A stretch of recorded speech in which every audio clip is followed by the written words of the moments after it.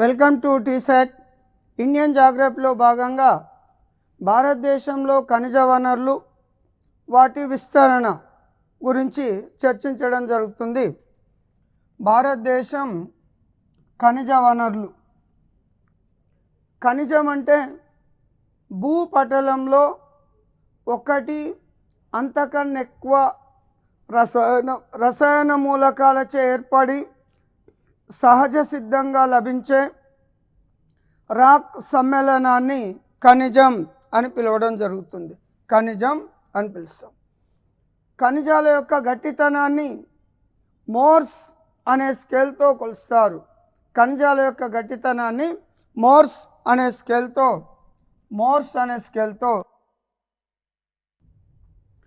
భారతదేశంలో ఉత్తర మైదానాలలో విలువైన ఖనిజాలంటూ ఆర్థికంగా ప్రాముఖ్యత కలిగిన ఖనిజాలు ఉత్తర మైదానాల్లో ఏమీ లభించడం లేదు.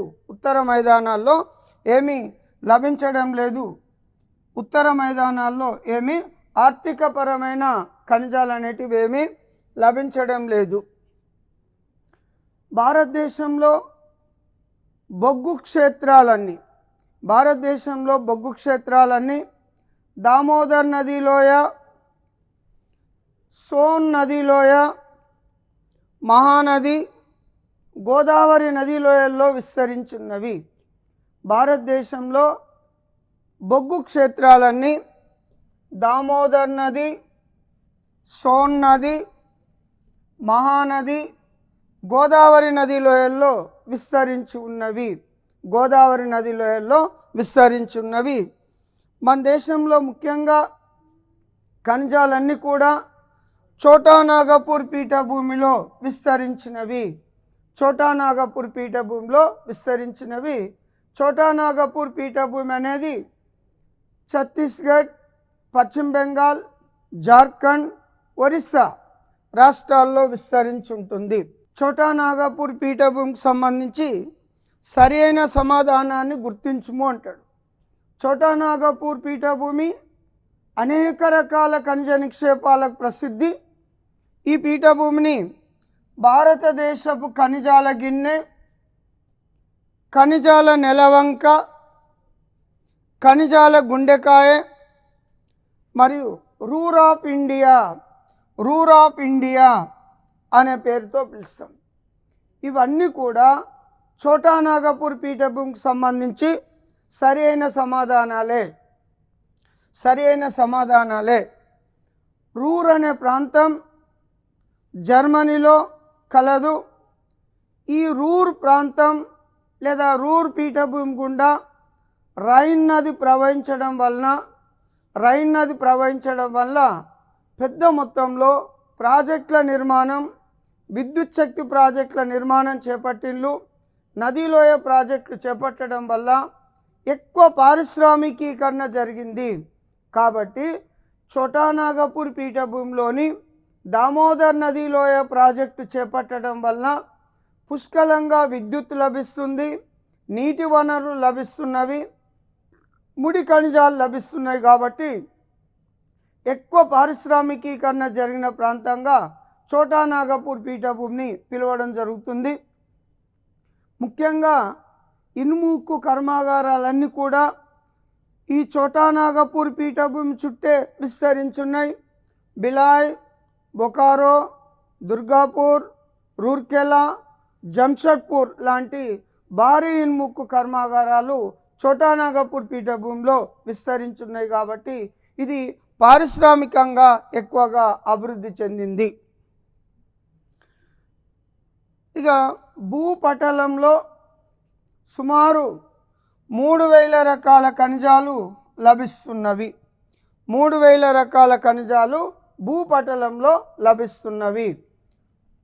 భూపటలంలో లభిస్తున్నవి 3000 రకాల ఖనిజాలు. మానవుడు ఇంతవరకు కనుక్కున్న ఖనిజాల సంఖ్య సుమారు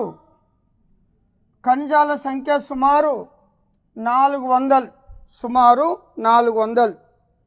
మిగతావన్నీ కూడా భూపటలంలో తటస్థ పదార్థాలుగా ఉన్నవి. తటస్థ పదార్థాలుగా ఉన్నవి. మానవుని యొక్క సాంకేతిక పరిజ్ఞానం పెరిగిన కొద్దీ ఒక్కొక్క తటస్థ పదార్థాన్ని ఖనిజంగా వాడుకోవడం మొదలు పెట్టడం జరిగింది. దాని యొక్క ఉపయోగాలు, దానికి సంబంధించిన అనేక విషయాలు తెలుసుకొని ఒక్కొక్క తటస్థ పదార్థాన్ని ఖనిజంగా ఉపయోగించుకోవడం జరుగుతుంది. మానవుడు మొదట వాడిన లోహం రాగి, కాపర్. సపోజ్ సింధు నాగరికత కాలంలో ఆ నాగరికత ప్రజలకు తెలియని లోహం ఇనుము.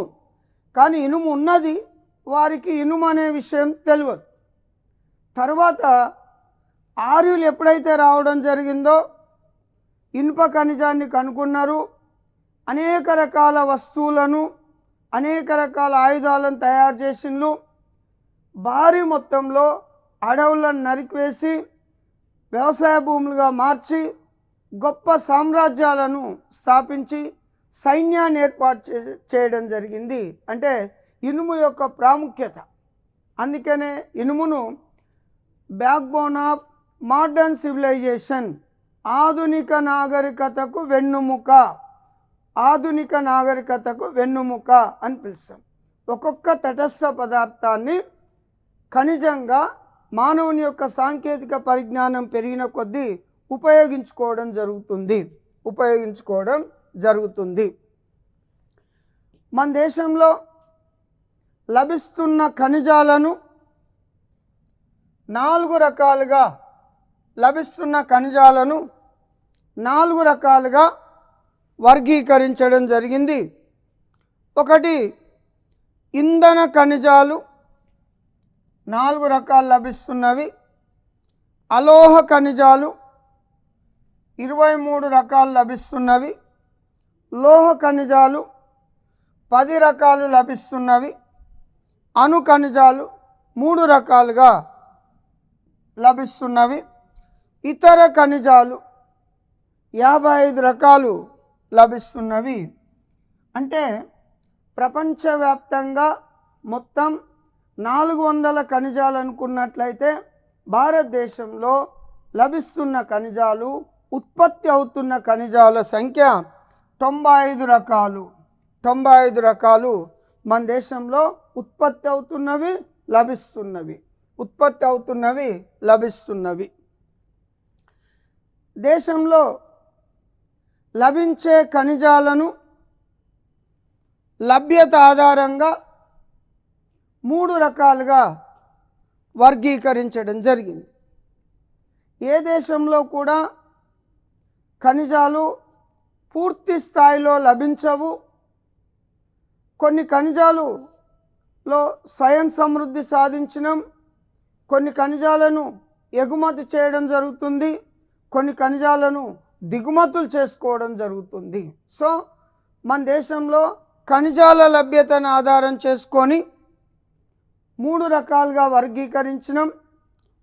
ఒకటి దేశం ఉపయోగించి ఎగుమతి చేయడానికి మిగులుగా ఉన్న ఖనిజాలు, అంటే దేశ అవసరాలకు పూర్తి స్థాయిలో ఉపయోగించుకొని ఇతర దేశాలకు ఎగుమతి చేయడానికి అవకాశం ఉన్నవి. ముడి ఇనుము, అబ్రకం, thorium, beryllium, manganese, monazite, chromite, granite, bauxite లాంటి ఖనిజాలను ఇతర దేశాలకు ఎగుమతులు చేయడం జరుగుతూ ఉంటుంది. ఇక దేశంలో స్వయం సమృద్ధి సాధించిన ఖనిజాలు అంటే ఇతర దేశాలకు ఎగుమతి చేయం, మనం దిగుమతి చేసుకోము. అయితే ఆర్థికంగా వచ్చే నాటికి, ధర విషయంలో వచ్చే నాటికి భారతదేశంలో 1 కిలో బొగ్గు ఉత్పత్తి కావడానికి ఉదాహరణ 5 రూపాయలు అవుతుంది అనుకున్నట్లయితే, ఏదైనా ఇతర దేశాల్లో అంతకంటే తక్కువ రేటుకు లభిస్తున్నప్పుడు అప్పుడు దిగుమతి చేసుకోవడం జరుగుతుంది. మన దేశంలో తయారయ్యే బొగ్గు కన్నా ఇండోనేషియాలో నుంచి దిగుమతి చేసుకునే బొగ్గు తక్కువ రేటుకు రావడం జరుగుతుంది. కాబట్టి ఇండోనేషియా నుంచి బొగ్గును మనం దిగుమతి చేసుకోవడం జరుగుతుంది.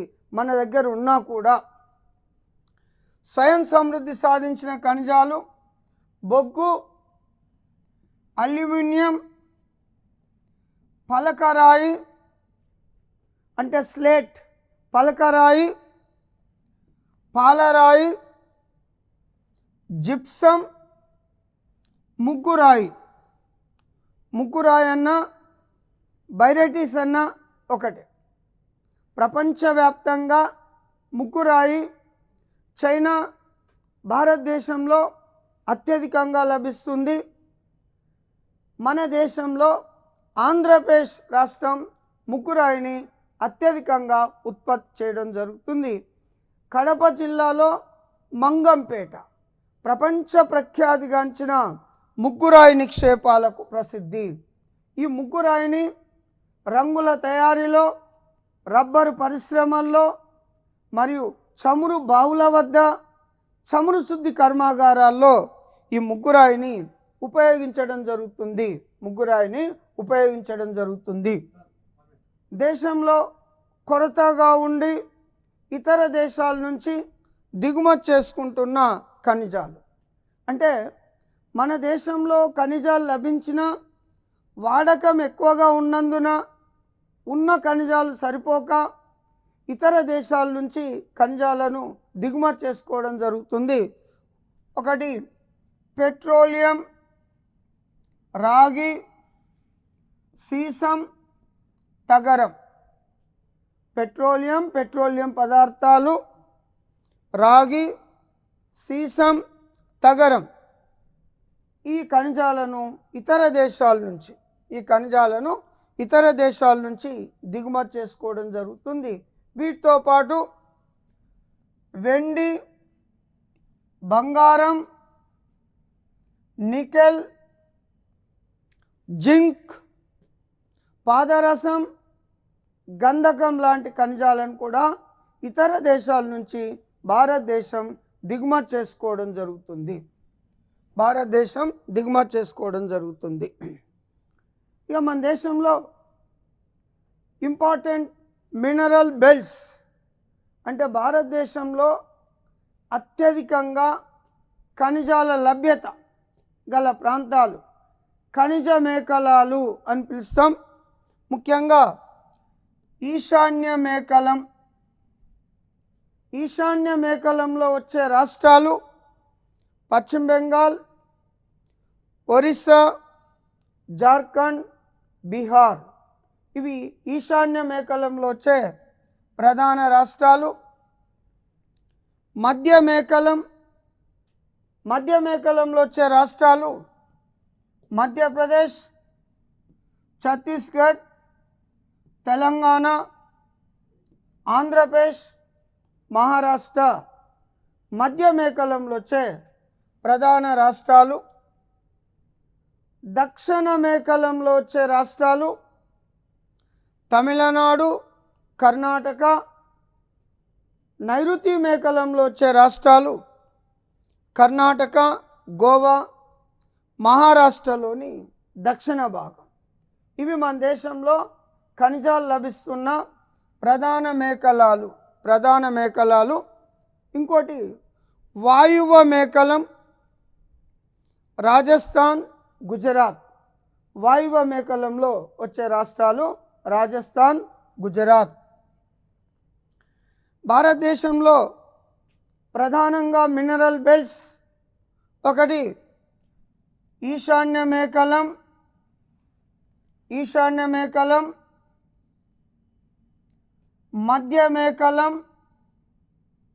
మధ్య మేఖలం, దక్షిణ మేఖలం, నైరుతి మేఖలం, వాయువ్య మేఖలం. ఇవి భారతదేశంలో ఖనిజాల లభ్యతను బట్టి ప్రధాన మేఖలాలుగా వర్గీకరించడం జరిగింది. ముఖ్యంగా ద్వీపకల్ప పీఠభూమిలో ఖనిజాల లభ్యత ఎక్కువగా ఉంటుంది. ద్వీపకల్ప పీఠభూమిలో ఖనిజాల లభ్యత ఎక్కువగా ఉంటుంది. ఇది ప్రధానంగా అగ్నిపర్వత ప్రక్రియ వల్ల ఏర్పడిన పీఠభూమి. అందుకనే ద్వీపకల్ప పీఠభూమిని ఖనిజాలకు కానచి అని పిలుస్తాం, లేదా ఖనిజాలకు నిలయం అని పిలుస్తాం. ఇంకోటి ఛోటా నాగపూర్ పీఠభూమి ప్రధానంగా అనేక రకాల ఖనిజాలకు ప్రసిద్ధి. ఈ పీఠభూమిని రూర్ ఆఫ్ ఇండియా, భారతదేశపు ఖనిజాల గిన్నె, భారతదేశపు ఖనిజాల గుండెకాయ మరియు భారతదేశపు ఖనిజాల నెలవంక అని పిలవడం జరుగుతుంది. నెలవంక అని పిలుస్తాం. ద్వీపకల్ప పీఠభూమిలో అనేక రకాల ఖనిజాలు, ముఖ్యంగా అగ్ని రూపాంతర శిలల్లో లభిస్తున్నవి.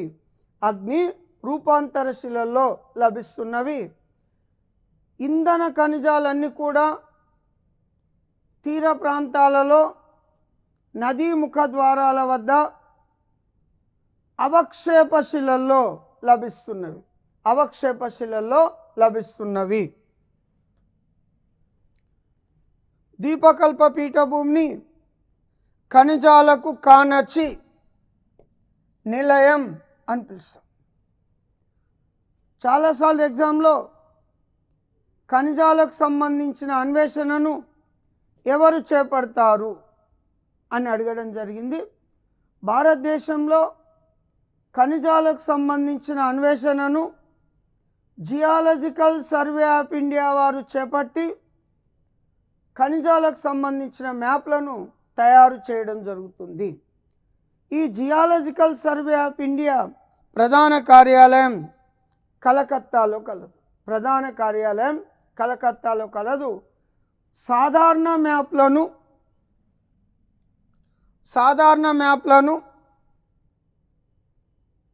ట్రోపోగ్రాఫికల్ మ్యాప్లను, పొలిటికల్ మ్యాప్లను సర్వే ఆఫ్ ఇండియా వారు తయారు చేయడం జరుగుతుంది. సర్వే ఆఫ్ ఇండియా ప్రధాన కార్యాలయం డెహ్రాడూన్, ఉత్తరాఖండ్లో కలదు. దేశవ్యాప్తంగా ప్రాంతీయ కార్యాలయాలు కూడా కలవు. హైదరాబాదులో ఒక ప్రాంతీయ కార్యాలయం కలదు, సర్వే ఆఫ్ ఇండియాకు సంబంధించింది. మన దేశంలో అత్యధికంగా ఖనిజాలను ఉత్పత్తి చేస్తున్న రాష్ట్రం జార్ఖండ్.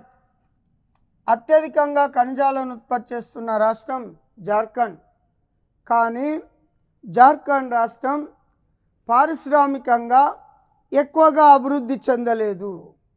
ఎందుకంటే మన దేశంలో లభించే ఖనిజాలను ముడి పదార్థాల రూపంలో ఇతర దేశాలకు ఎగుమతి చేయడం జరుగుతుంది. అదే ముడి పదార్థాలను పారిశ్రామిక వస్తువులుగా పరిశ్రమలు స్థాపించి వస్తువులు తయారు చేసినట్లయితే ఆయా దేశాలు, ఆయా రాష్ట్రాలు అభివృద్ధి చెందడం జరుగుతుంది. దేశంలో ఉన్న ప్రజలకు కూడా ఉపాధి అవకాశాలు లభించడం జరుగుతుంది. ప్రపంచవ్యాప్తంగా ఏ దేశమైనా అభివృద్ధి చెందాలంటే సాంకేతిక పరిజ్ఞాన పరంగా కానీ లేదా ఖనిజాల లభ్యత ఆధారంగా కానీ ఆయా దేశాలు అభివృద్ధి చెందడం జరుగుతుంది. జపాన్ దేశంలో అదొక ఐలాండ్ ద్వీపదేశం, ఏమాత్రం ఖనిజాలు లభించవు. కానీ జపాన్ సాంకేతికంగా అభివృద్ధి చెందింది. జపాన్కు పోయే ఓడలన్నీ కూడా ముడి సరుకులను తీసుకొని పోవడం జరుగుతుంది. అక్కడి నుంచి వచ్చే ఓడలు తయారైన వస్తువులను తీసుకొచ్చి ఆయా దేశాల్లో డంప్ చేసి తక్కువ రేటుకు ప్రపంచవ్యాప్తంగా అమ్మడం జరుగుతుంది. అందుకని ఆ దేశం పారిశ్రామికంగా అభివృద్ధి చెందింది సాంకేతిక పరిజ్ఞానం ఉండడం వలన. సాంకేతిక పరిజ్ఞానం ఉండడం వలన. ఖనిజాల వర్గీకరణ. భూపటలంలో అనేక రకాల ఖనిజాలు లభిస్తున్నవి.